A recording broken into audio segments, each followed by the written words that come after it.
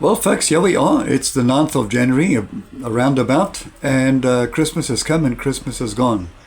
I just want you to think about just before Christmas, just before, let's say most folks were still at work and they were on leave, and I mean they were just before they took leave and they were anticipating Christmas. Think about that anticipation. Think about the anticipation of coming Christmas and coming New Year. Everybody's happy and they're packing the caravans and they're packing the trailers and they're packing the suitcases and they're off to a trip. And they're planning to have family around and planning to have Christmas dinner. Mom's already planned exactly what she's going to have and who's going to help her, and Granny's going to help, and all the excitement of that. Every single year, it's exactly the same thing. And eventually the build-up, come Christmas Day, come Christmas Day, everybody is just in such a cheerful mood. I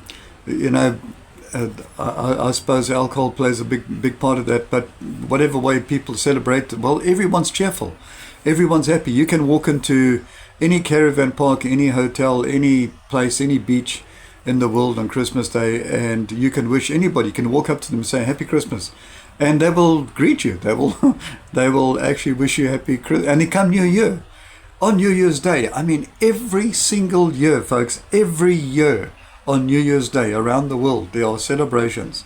There's dancing, there's feasting, there is happiness, there's joy, there's whatever. There's fireworks. I love the fireworks. They're my favorite. Okay? And in every city, major city, New York, Sydney, London, you name it, they've got these huge fireworks displays. And you can walk up to anybody in the street, anybody, and you can say to them, Happy New Year, and I hope it's a good one, and give them a high five and just say to them, I hope it's a prosperous new year. And they will say to you, thanks, buddy, thanks, my mate, and I'll even give you a hug. You're a complete stranger. You don't even know them. And they will hug you. And if they've had a little bit too much to drink, they'll kiss you on the cheek. And then you will wish them Happy New Year. Every single year, it's the same thing. It's just and I'm not going to be negative about this, I'm going to be realistic, but it's a very special time of year. It is a very special time of year, okay? So for every person, it means something new, but mostly it means getting together with family, isn't it? Mostly it means just winding down for the year. You've had it's been a long year, you've worked hard, if you're a working person. Excuse my voice.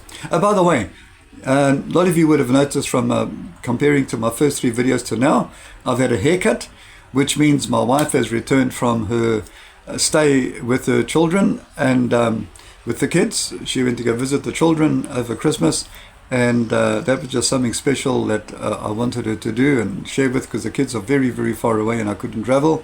And when she came back, she gave me a haircut. So yes, I look a little bit different from my first 3 videos. So this is what I really look like. But just to get back to what I was saying, it's a special time. It's for family. Christmas and New Year means different things for different people. Okay. And I'm not going to take away from that. That is special. Ever since I was a kid, I remember the lights and walking into the supermarkets and listening to the Christmas carols and everything like that. My ideas and my perspective have changed over the years. There's no doubt. But this is what I want to share with you. Now imagine, just picture this. Seriously, just picture this. Imagine come July or June. Let's say, okay, here in South Africa, June is very cold. It's like winter months. There's a place called Bloemfontein and Bethlehem. For you, South Afrikaners that are watching, you'll know all about Bloemfontein and Bethlehem, especially Bethlehem. And there's another place called, I think it's Warden or Rates or somewhere there in the Free State. Let me tell you something now. Those temperatures get so cold. They get bitterly cold. Nowhere compared to other places around the world, but they do get cold. But imagine in the middle of the cold, middle of the winter, you walk up to one of these sort of big boerokies and you say to him, hey, Happy New Year, and I hope it's a prosperous one. And the guy's just had a failed crop on his farm. And he looks at you and you hug him and you want to kiss him on the cheek. He's not going to push you away. He's going to punch you away. But come Christmas time, come New Year, you go to that same guy and you'll shake your hand. You'll even give you a big hug and say, oh, Ron, happy New Year, and I hope you have a prosperous new one. So what's changed? What's changed? And that's my challenge for you today. Why does it have to change Why do we every single year say Happy New Year and prosperous? By the way, I looked up the word prosperous. I went to ChatGPT, which I do, and I said, what does the word prosperous mean? And it means growth. It means progression. It means a lot of things that I can't remember now. And I don't want to look it up again. But it means a lot of things, but it means growth. It means progress. It means like, well, I mean, you know what prosperous means, all right. But prosperous means looking back at the last year, the last 365 days, and asking yourself an honest question and say, have I been prosperous? Have I grown? Both financially, have I grown, you know, as a person? Yes, you've grown older, that's about it, but that's not prosperous, okay? That's just life. But have you grown intellectually? Have you grown in your marriage, in your relationship with your wife, all right, or your girlfriend, or your mom, or your dad, or whatever, in relationships? And truth be told, most people, 90% of people will look back and say, you know what? The last year, it really sucked, okay? And they will say that about just about every other year, okay? And go back to the last 10 years and have a look. The years don't become better. So we're under this illusion, we asphyxiate ourselves on the 1st of January. Things are going to get better. By the way, I'm probably the only man in the world, or woman, person in the world, that made about 20 years ago, I made a no more. I'd say about, what am my age now? I'm not going to tell you my age, but about 30 years ago, I made a New Year's resolution. And I said, that's going to be every year, that's going to be my New Year's resolution. And for 30 years, I've never broken that resolution. Never. And most people break New Year's resolutions in the first day or the first week or the first month. Not even the first month, the first week.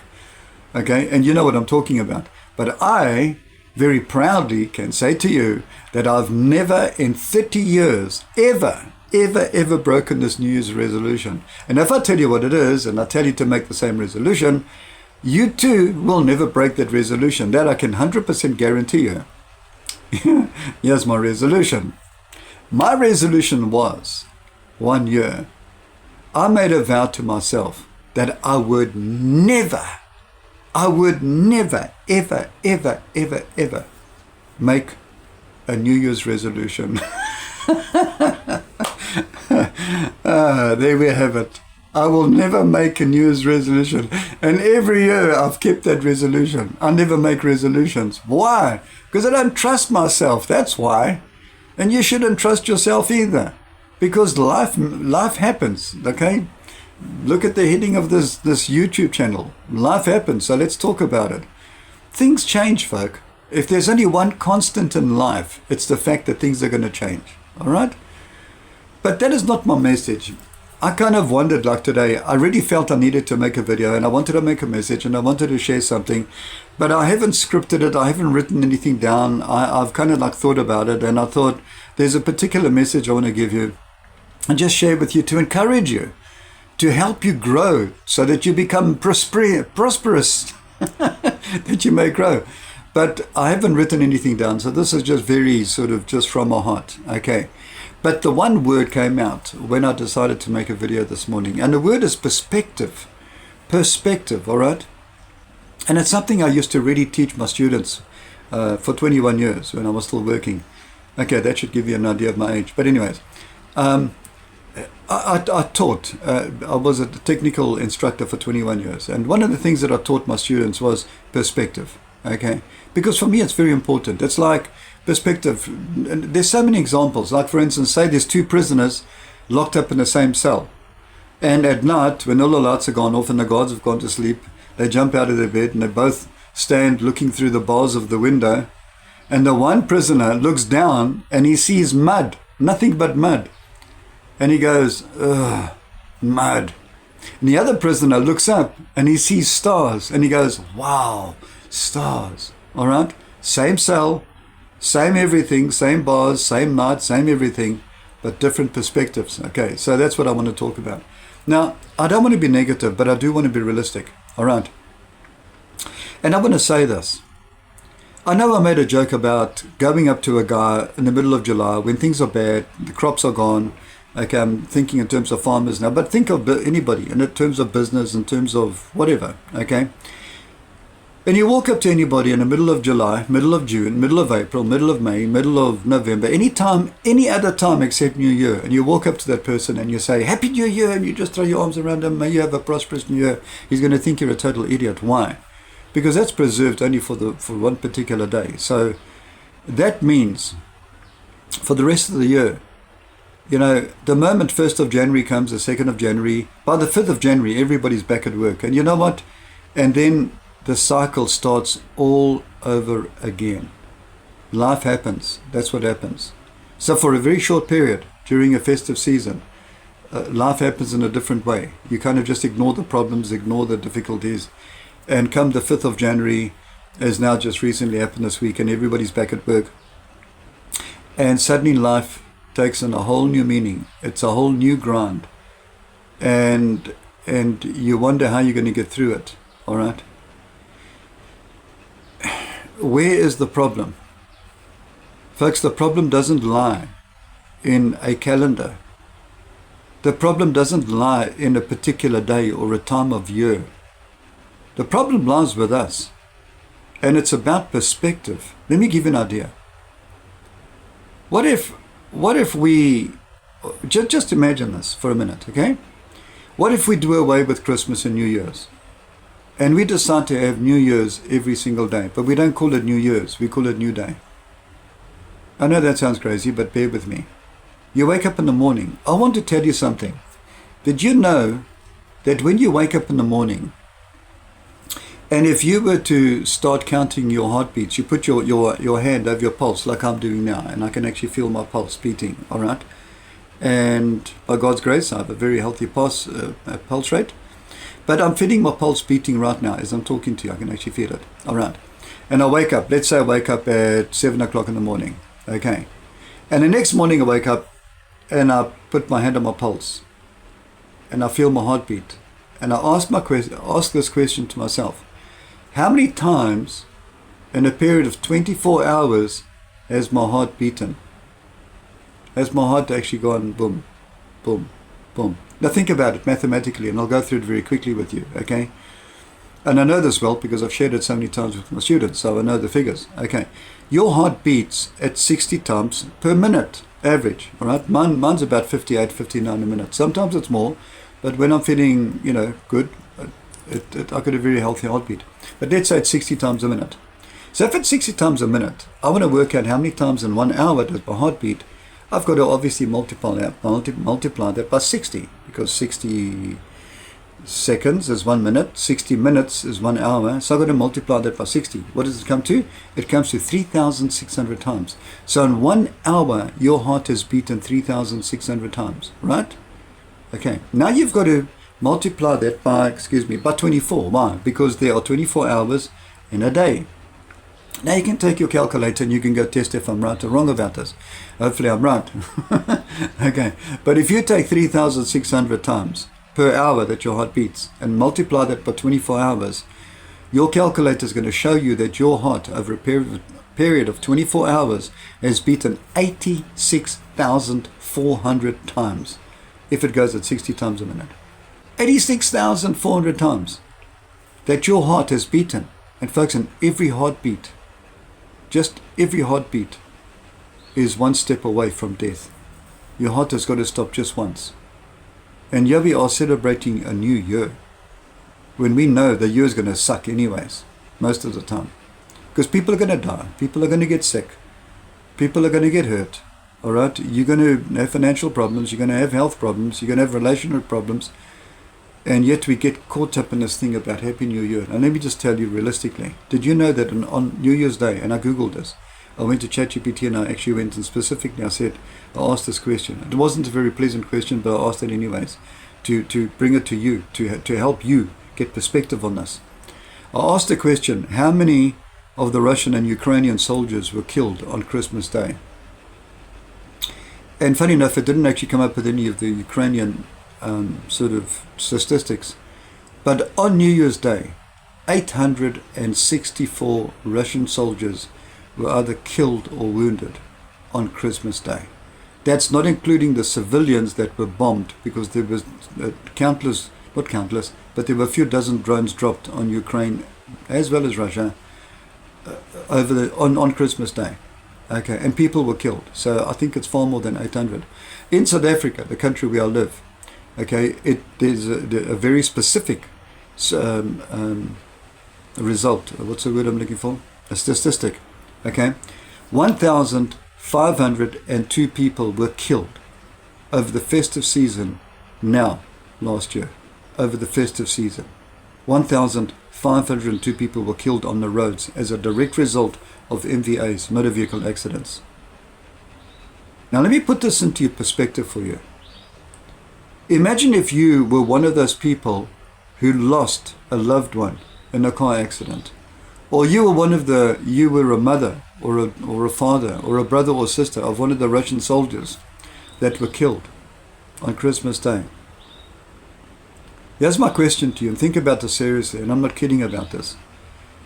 Next Christmas, the end of this year, if you're still alive, let's say 2026, Christmas Day, and you go to any one of those parents who lost a child, a loved one, a parent, on Christmas Day, and you tell them Happy Christmas, do you truly think that that's going to mean anything to them? In fact, if anything, it'll be offensive to them. It'll be an offense to them. Folks, you know something? I'm gonna share this. I know what it's like losing a child. Okay, and I've said this before, and I don't want to harp on it, but I've said this before. But I know what it's like losing a child. Till this day, I'm not even sure if my child actually committed suicide or if he was murdered. The police actually have opened up a murder docket because evidence showed, when new evidence came out, that he was actually murdered. And I was actually told by a young man, a 21-year-old man, that he was going to kill my son. And I didn't take it serious at the time, but he died. And he was killed 1 hour after I went for a run. And I came back to find my son's body lying lifeless on his bed, blood streaming down his arms and his head. So I know what that's like. And it happened on the 3rd of May. And for years after that, on the 3rd of May, I was very withdrawn, I was morbid, I was everything. But since then, there have been come many times on the 3rd of May where 3rd of May has come and gone and I didn't realize it. Because I'm not prepared to live in that moment. I don't live in the past. I carry the hurt every single day, and I will carry that hurt with me till the day I die. But I remember an occasion which was far worse than that, and you think, how far worse does that become? I mean, for a child to lose a parent, a parent to lose a child must be one of the worst things. It is. It certainly is. I can tell you from first-hand experience. But I had an experience when I was just 7 years old, and I don't want to go through the whole thing, but it's about perspective, right? When I was 7 years old, for the second time, my dad assaulted me. He assaulted me the first time when I was 5 years old, and he put me in hospital for about a week. I lost so much blood.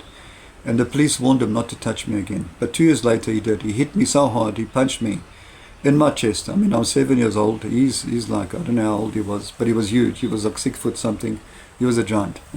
Okay, he was really a big man. And he punched me here in my chest. And I went flying about 10 feet away. And he walked over to me and he put his boot on my chest. He was a bus driver, so he had his big boot on my chest, and he began to put pressure on my chest. So much so that he was like literally standing on my chest and I couldn't breathe. And I remember grabbing his boot and looking up at him with absolute terror. And I'm saying to him, Dad, please, I can't breathe. And he got off me. And then he pointed to something on my side, and I turned my head and I had a look, and there was this big drop of dog poo, okay? This huge dog dropping. And he pointed to it, and he used the word, I'm not going to use that word now, but he said, do you see that dog poo? Okay, he didn't use the word poo, as you can imagine. And I wasn't even sure at the age of 7 what that word meant, but anyways, I knew what it was. And he said, do you see that dog poo? And I nodded my head very slowly. And he said, that dog poo means more to me than what you'll ever mean to me. Now, I don't want to go into the history of it. I mean, I've written a book, so if you want a free copy, just write to me and I'll give you a free book. But I'll sell it on Amazon.com. It's called The Privilege of Pain. And it's a story of my life, okay? And the pain that I endured as a young kid. Because I became very rebellious after that, extremely rebellious after that. Well, you can imagine. I mean, your dad standing on you and telling you, he'd prefer like a bunch of poo than yourself. That did something to my psyche, that did something to my mind. And those words cut deeper into my heart than the own death of my son. That's how bad it was. And did it affect me for most of my life? Absolutely 100%. Those words absolutely affected me. To the point when Christmas Day came around, I actually felt I wish I could kill my dad. That's instead of celebrating presents under the tree. That's how bad it was. So it's about perspective, folks. It's about how you see things. Now I want to get back, and I need to close this message now. And I didn't mean to bring all that up because that's like kind of morbid stuff. Okay, but it's reality. It's life. It happens. All right. So let's deal with it. Here's the secret, and this is what I'm going to give you as a takeaway. All right. Something that's going to help you. Understand one thing. Christmas and New Year is a delusion. There, I said it. Whether you hate me, whether you love me, that's up to you. But my wife did give me a nice haircut. So I've got that going for me. No, I'm being serious now. Folks, it's a disillusion. But it's a necessary disillusion. It's a necessary breakaway. It's necessary to have Christmas, and Christmas is supposed to be about celebrating the birth of Christ, but it's not. It's about getting drunk. It's about partying. It's about forgetting your problems. It's about being with mates. It's about being with family. It's got everything. It's got nothing to do with most folk. Okay, about celebrating the birth of Christ, our Lord and Savior.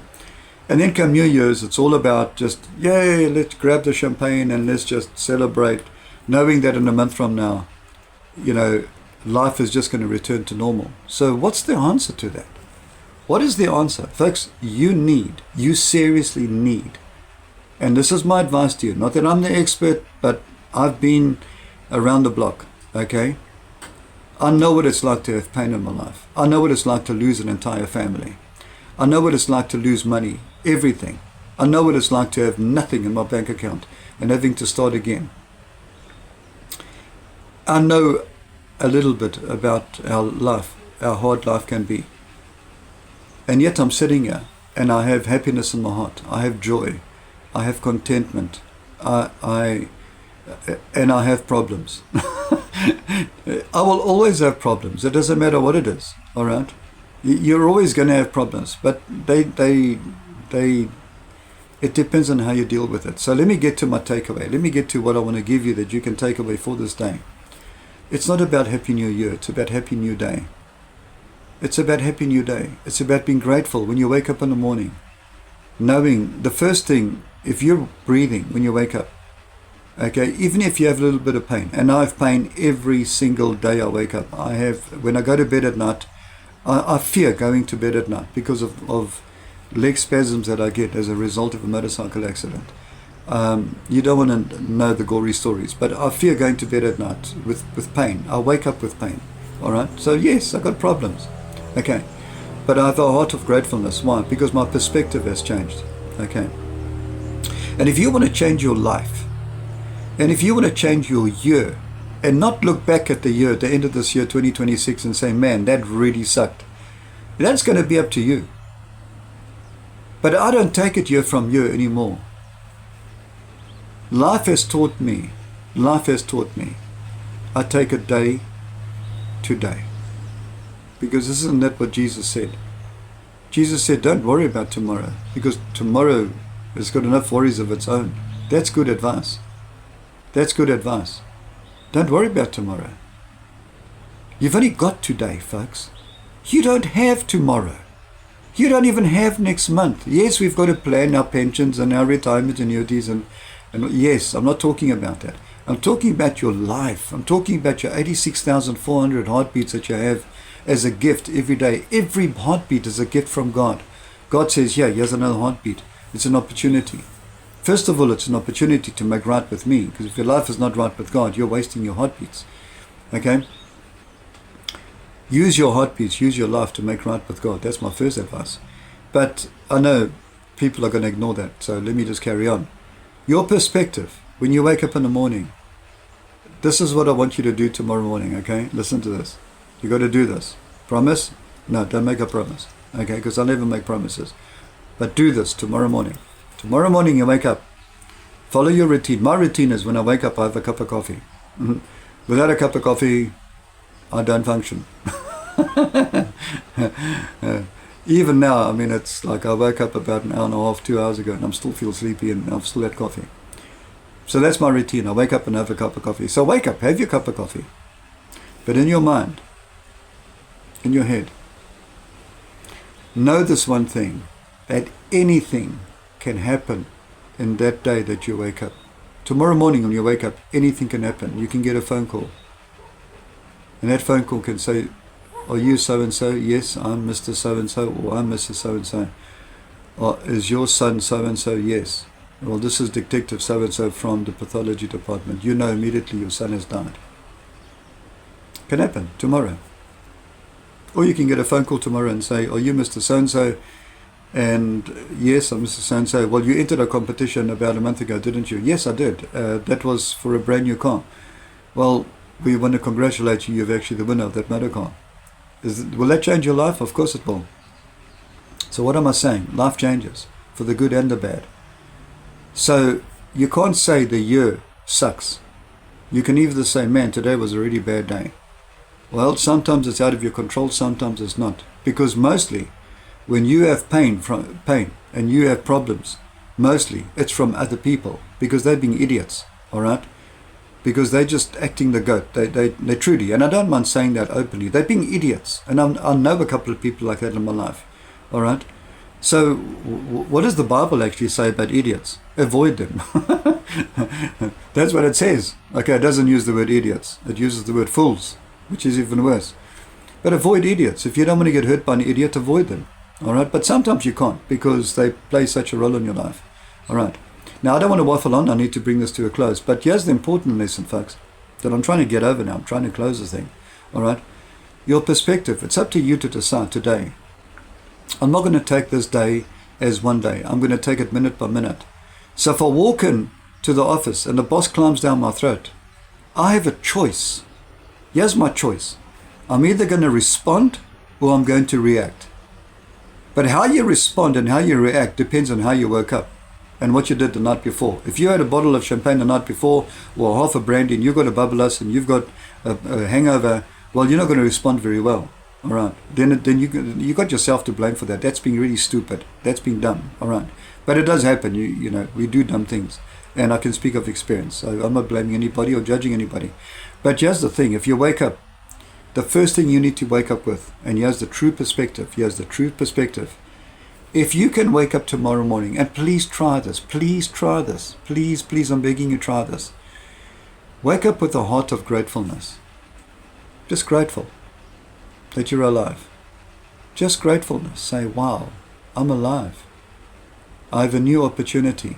Don't think of, another day I got to go to work. Another day of a grumpy boss. No.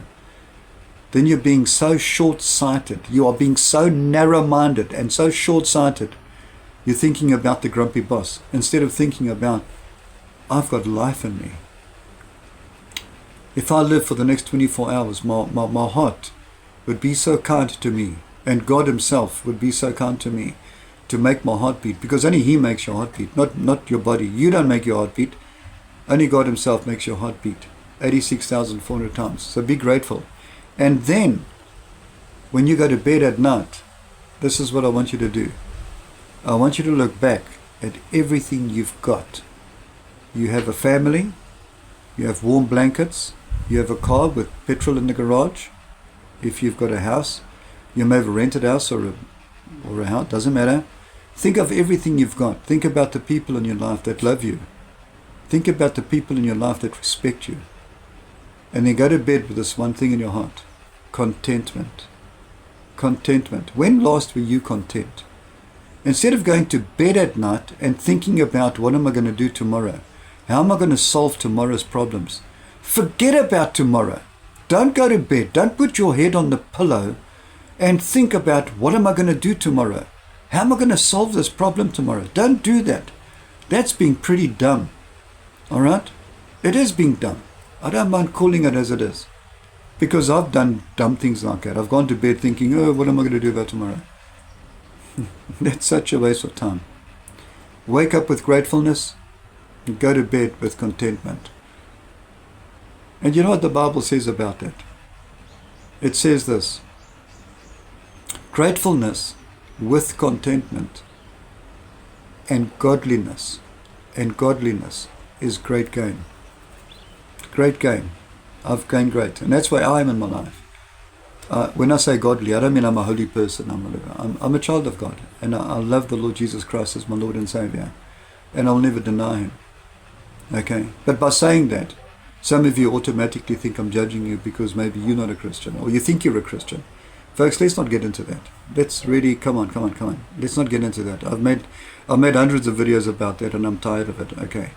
You know how you stand before God. You know. You don't need me to try and convince you or judge you. You know in your heart whether your heart condemns you or judges you or whatever. I'm just saying, for me personally, when I go to bed at night, I have contentment. And the Bible tells me contentment with godliness is great gain. So I've got great gain. I've lost greatly in my life. I've lost my family. I've lost my children, including my daughter, who I haven't seen in about, 30 years, 20 years, or whatever the case is. Okay? I don't live on that. I don't allow that to dominate my thoughts, my life. I have a wonderful, most precious, beautiful wife. I have a lovely dog, and I have a little home. I have a car that was given to me as a gift. Wow, come on. And I have life, and I have health. I have everything that I ever need. And that about brings me to the end of my video. Because if I say anything from this point onwards, I'm just waffling on. And then I'll have nothing to say for my next video. If you've watched till the end of this video, firstly, thank you. I really appreciate that. I do. And secondly, I really hope I haven't wasted your time. I hope that you've got something out of this video. And if you have, you know what I'm going to ask you to do? I want to ask you to comment below and just tell me, what is it you got about this video? Okay? Because there's two reasons I'm going to do this. I'm going to ask you to do this. The one is I really would like to know what it is that encouraged you about the video. The other motive is, maybe it's a bit of selfish motive, but it's going to make me feel good about myself. We all enjoy a compliment now and again. And I remember somebody commenting on one of the other videos that I made and said, wow, that was such a cool video. Not that I'm good of sort of pride and get a big head, but you know what, it makes you feel good. It does, doesn't it? All right. I'm only human, and that's what this video is about. It's just speaking about our humanity and helping one another. So there we go. I am definitely going to close this video. Let's count down. 5, 4, 3, 2. Thank you so much, and God bless you until next time. 1, 0, out.